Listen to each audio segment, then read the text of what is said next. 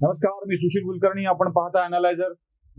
अकबर आणि बिरबलाच्या अनेक गोष्टी आपल्याकडे प्रसिद्ध आहेत आणि त्यातलीच एक गोष्ट आहे बैंगनवाली. आता ही बैंगनवाली गोष्ट काय आहे तर एकदा अकबर बादशाह आपल्या दरबारात बसलेला होता आणि दरबारात बसल्यावर त्या दिवशी बिरबल हजर नव्हता.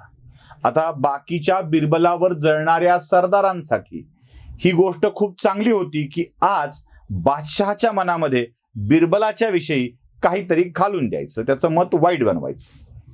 मग सगळे सरदार असं म्हणू लागतात की बघावेन, बिरबल हा तोंडचाटे आहे, म्हणजे तो तुमच्या पुढे सगळ्या गोष्टी हो हो करतो, म्हणजे आपल्याकडच्या भाषेत तो झेल्या आहे आणि अशा माणसाला पदरी बाळगणं धोकादायक असतं, हे तुम्ही लक्षात घ्या. बादशाह म्हणाला, असं आहे, बिरबल एवढं माझ्या पुढे हाजी हाजी करतो? हो म्हणाले, आम्ही तुम्हाला सप्रमाण सिद्ध करून देऊ शकतो. ते म्हणाले, द्या. म्हणाले, साहेब उद्या आल्यावर काहीतरी बिरबलाला असं सांगा की ज्यातून तुम्हाला बिरबलाचं त्याविषयीचं मत कळेल. म्हणजे बरं ठीक आहे. मग दुसऱ्या दिवशी परत त्या गोष्टीच्या विरोधात बोला, मग तुम्हाला कळून जाईल. दुसऱ्या दिवशी दरबार भरतो आणि बिरबल दरबारात येतो. बादशाह म्हणतो की बिरबल, आपको सब्जी कौन सी पसंद है? बिरबल आपला, महाराज कोई भी सब्जी मुझे पसंद है. बादशाह म्हणतो, मुझे तो बैंगन बहुत ही पसंद है. सब्जियों का सरताज है बैंगन, उसके सर पे ताज होता है, भले ही वो कांटे वाला हो, लेकिन ताज होता है, इसलिए मुझे बैंगन बहुत पसंद है. मग बिरबल म्हणतो, खाविन, इससे तो अच्छी सब्जी मैंने जिंदगी में नहीं खाई है. बैंगन की सब्जी बहुत बड़ी अच्छी होती है. त्या दिवशी दरबार संपतो काही कालखंडानंतर आणि नंतर मग दुसऱ्या दिवशी परत दरबार भरतो आणि बादशाह आपल्या जेवणाविषयी चर्चा करू लागतो आणि म्हणतो की मुझे तो बैंगन की सब्जी पसंद ही नहीं है, बिल्कुल गंदी सब्जी है, पेट खराब हो जाता है, उसके कांटे होते हैं, वो निकालने को तकलीफ होती है. बिरबल, तुम्हारा क्या ख्याल है? बिरबल तो, खाविन, बिल्कुल सही फरमाया आपने, बैंगन क्या सब्जी है, उसको खाना ही नहीं चाहिए. आणि मग बादशाह चिडतो, त्याला कळतं की बिरबल काहीतरी गडबड करतोय. तो म्हणतो की बिरबल, कल तुमने कहा था कि बैंगन की सब्जी बड़ी अच्छी होती है, आज कह रहे हो कि बहुत बुरी होती है. तो म्हणतो की मखाविन, मैं नौकर आपका हूं, बैंगन का नहीं. अगर आपको बैंगन अच्छा लगता है तो मुझे बैंगन अच्छा लगना ही चाहिए. आता ही गोष्ट खरी की खोटी, कितपत त्यात सत्य आहे या चर्चेत मी पडत नाही, पण एवढं नक्की आहे की बिरबल हा बादशहाचा नौकर असतो, वांग्याचा नाही. त्याचा प्रत्यय महाराष्ट्रामध्ये मला सातत्याने येऊ लागलाय. त्यासाठीच मी ही बिरबलाची गोष्ट तुम्हाला सांगितली. यासाठी येऊ लागलाय की नौकर हा बादशहाचा असतो, बैंगनचा नाही. तसं ज्याची सत्ता त्याचा भत्ता, हे महाराष्ट्रातल्या अधिकारी गणांनी बहुतेक लक्षात ठेवलेलं असावं. मला कधी कधी या बदलणाऱ्या लोकांचं आश्चर्य वाटतं की हे किती बदलू शकतात. काही महिन्यापूर्वी महाराष्ट्रामध्ये महाविकास आघाडीचं सरकार होतं. उद्धव ठाकरे महाराष्ट्राचे मुख्यमंत्री होते, काँग्रेस राष्ट्रवादी त्यात सहभागी होतं. नारायण राणे या सरकारवरती टीका करत होते, म्हणून नारायण राणेंचा बंगला पाडायला बीएमसीचे अधिकारी निघालेले होते. इक्बाल सिंग चहल त्यासाठी पुढाकार घेत होते. एवढंच काय, कंगना राणावतचं घर ऑफिस पाडण्यासाठी सगळं सहकार्य झालं गेलं. एवढंच काय, मोहित कंबोजच्या घरावर कारवाई करण्यासाठी बीएमसी सरसावलेली होती आणि बीएमसी म्हणजे उद्धव ठाकरेंच्या घरची नौकर अशा स्वरूपामध्ये काम करते आहे असा आरोप भारतीय जनता पक्षाकडून होत होता. म्हणजे तुम्हाला या सगळ्या घटना मी सांगितल्यावर भाजपचा होत असलेला आरोप, बीएमसीची भूमिका, हे सगळं लक्षात आलं असेल. 3 महिन्यात सरकार बदललं आणि सरकार बदलल्याबरोबर इक्बाल सिंग चहल यांनी शिवसेनेच्याच आमदाराच्या विधवा पत्नीचा राजीनामा लटकावून ठेवला. ते गेलं सगळं, ते सगळं गेलं, तो लटकवून ठेवला आणि सांगायला सुरुवात केली की होऊच शकत नाही. शेवटी कोर्टाचा आदेश आला आणि राजीनामा मंजूर करण्याच्या स्थितीपर्यंत आला.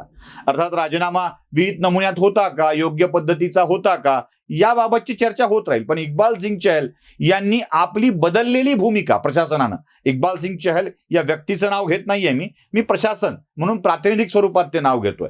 इक्बाल सिंग चहल यांनी आपली बदललेली भूमिका बघितली की आश्चर्य वाटू लागतं आणि पटतं की हे नौकरी व्यवस्थेचे नाहीत, व्यक्तीचे आहेत.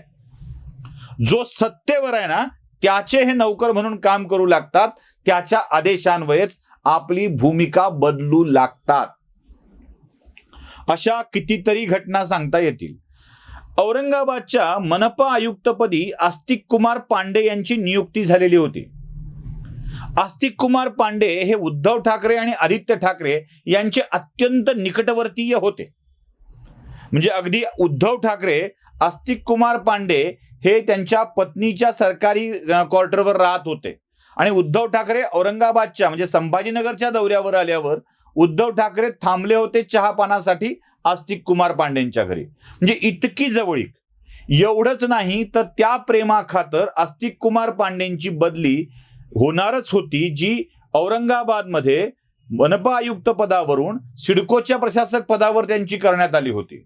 सरकार बदललं आणि आलेल्या सरकारने पहिला निर्णय घेतला तो आस्तिक कुमार पांडे यांना वेटिंगवर ठेवण्याचा आणि सिडकोत वेगळाच माणूस नियुक्त केला. थोडासा काळ बदलला मंडळी. आस्तिक कुमार पांडेंनी कदाचित फिल्डिंग लावली असेल आणि त्या फिल्डिंगचा परिणाम असा झाला की ते पहिले ठाकरेंच्या जवळ होते, कदाचित आता शिंदेच्या जवळ गेले असतील आणि आस्तिक कुमार पांडेंना पुन्हा संभाजीनगरच्या जिल्हाधिकारीपदी नियुक्ती मिळाली. नौकर बैंगन के नहीं बादशाह के होते. अशी पलटी मारणं, सरड्यासारखं बदलणं इतक्या मस्त पद्धतीनं या अधिकाऱ्यांना जमतं ना. अजून एक उदाहरण तुम्हाला मी सांगतो. अजून एक उदाहरण. तुकाराम मुंडे या प्रशासकीय अधिकाऱ्याची नागपूर, पुणे वेगवेगळ्या ठिकाणाहून लवकर लवकर बदली झालेली आहे. म्हणजे खरं ते माझं की माझं ते खरं, यात जसा वाद आहे ना तसा तुकाराम मुंडेंच्या बाबतीत तो वाद लागू होतो. म्हणजे जगातल्या सगळ्याच ठिकाणी लोक तुमच्यावर चिडू लागले की आपल्यात काहीतरी दोष आहेत हे समजून घ्यायचं असतं, पण तसं काही लोकांना समजत नाही.